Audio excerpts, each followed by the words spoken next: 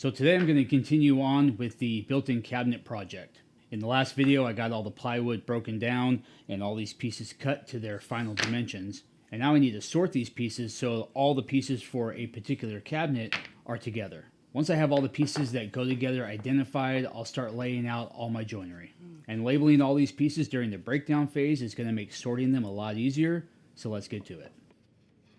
So here I have the bottom, the sides, and the middle divider piece laid out for one of my cabinets. Once I have the orientation figured out of how I want these pieces to go together, I label every piece. Once the dowels are cut for the joinery, these pieces will only go together one way. Having everything labeled so I know where it goes at a quick glance is going to make the assembly process go a lot easier.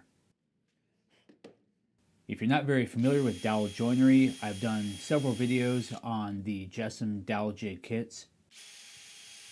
And I've done explanations and tutorials on several different dowel joints. I'll put some links you can click on to find those videos up in the corner, or you can go to the playlist on my YouTube channel and you can find all the videos there. And I like to throw each joint together real quick just to test it out before I do a full dry fit.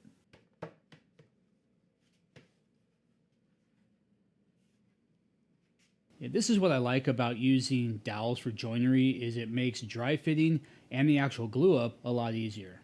I can throw a couple dowels in, pop these pieces together, and the dowel is going to hold them in place for me while I do the rest of the dry fit. This is the bottom of the cabinet here, and I know my top stretcher is going to come into the side here.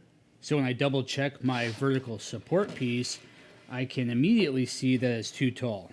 This piece will be in the middle of the cabinet, and the top stretcher piece will sit on top of it. So I can see I cut this 1 inch too long. Better than it being 1 inch too short, obviously, but just by looking at this real quick, I know I got to cut this piece down. So I like the dowels because they kind of work as an extra set of hands to hold everything together, so you can double check things like this. I had a bunch of shelf pin holes to drill, so I went ahead and picked up this jig off Amazon. It comes with the jig itself, some alignment pins, and a couple bits for drilling different size shelf pin holes.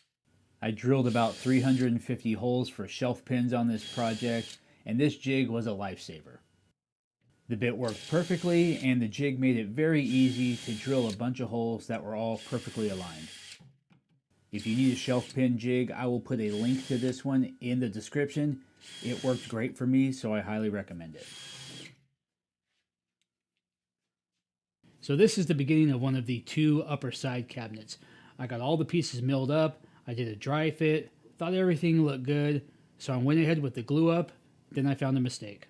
Alright guys, my mistake is in this dado right here. I had to cut this dado in 6 pieces, 3 for each of the side cabinets, and on this dado I made the first cut, but for some reason I forgot to make the second cut. So you can see this dado here is wide enough to accept my back piece, and this dado is just the width of my blade. It's not wide enough for the back, so I'm going to have to figure out how to widen this dado somehow. And just as I was saying that, I think I thought of a solution.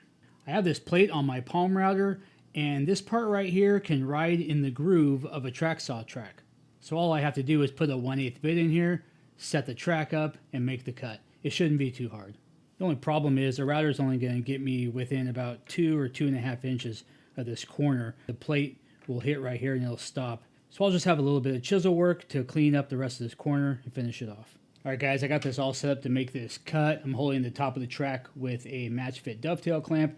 And then the bottom here, I have these super deep reach C-clamp things. I got these about 6 months ago. It's the first opportunity I've had to use them. I knew they'd come in handy at some point, so it's working great down here. And I have a 1/8 inch straight cutting bit that I usually use in my CNC machine. I got it here in the router. I can plunge with this because the router wants to start at the bottom and work this way. So I can plunge with it at the bottom and then make the cut going up. And this is a pretty skinny bit, so I'm going to do this cut in 2 passes just to be safe.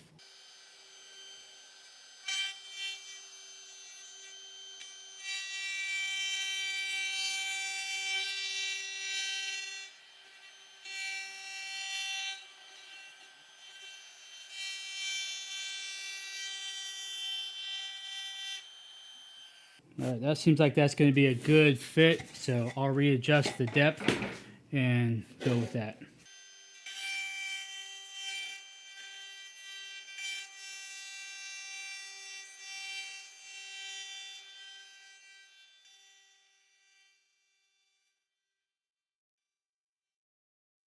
I have two of these little air blowers in the shop, and I am using them all the time. They have 4 different power levels to give you some control, and I don't know, like I said, they're just really handy. They're one of those tools that's not a necessity to have, obviously, but it's just nice to have around. I'll put a link in the description to the one that I have and really like. So the rest of the cabinet assembly was just more dowel joints and glue ups, stuff you've probably seen a lot, and it's not very exciting. Not that this is exciting, but I wanted to show you some of the prep work I had to do inside the house. So I built a platform out of 2x4s that the bottom cabinets will sit on. This will raise them up off the ground and give me a little bit of a toe kick. So that's just some 2x4s screwed together. I got it all level and then attached it to the framing inside the walls. I also had to move my TV mount so it's centered on the wall, and then I relocated my TV and internet hookups so they're up behind the TV. I added 2 outlets that are going to be countertop height on the left and the right side. I then added 5 duplex outlets behind the TV. I'll be plugging in the TV, the internet equipment, the soundbar, the subwoofer, and maybe a Blu-ray player or something like that also, so I wanted plenty of outlets behind the TV. And then I painted the portion of the back wall that's going to be exposed black so it'll blend in once everything's installed. So of course I had to use black outlets and black plate covers. And then on the far left side, where the bar area and the glass shelves are going to be, I installed a dimmer and then pre-wired for my LEDs. There are 2 electrical junctions in that back wall that will be behind the lower cabinets. I have those locations marked out, and once I get the cabinets installed, I will do some cutouts in the back so those junctions will be accessible in case there's ever a problem with them in the future. Alright guys, that's it for today. I will continue this project in the next video. In the meantime, I hope you're enjoying your shop and stay safe.